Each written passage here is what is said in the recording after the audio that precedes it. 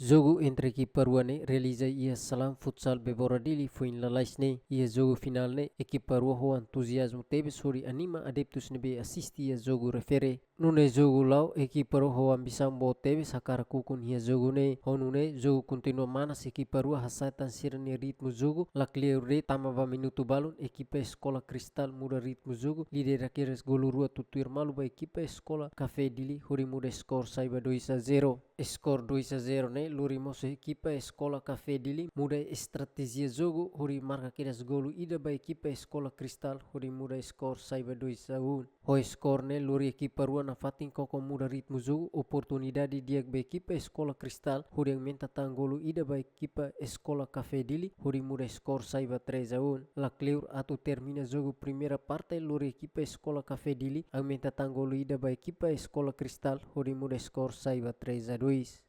Halfway, equipa rua descansa 3 minuto balão, continua o jogo segundo parte, sorte diak na fatim ba equipa escola cristal, hori aumenta tangolo tolo tutuir malu ba equipa escola Café Dili, hori muda skor saiba 6-2. Resultado ne, primeiro lugar ocupa Husi Escola Cristal, segundo lugar ocupa Husi Café Dili, terceiro lugar ocupa Husi São José Operário, no quarto lugar ocupa Husi Escola 10 de Dezembro, David Gonçalves, Mário Ferreira, Ziemen.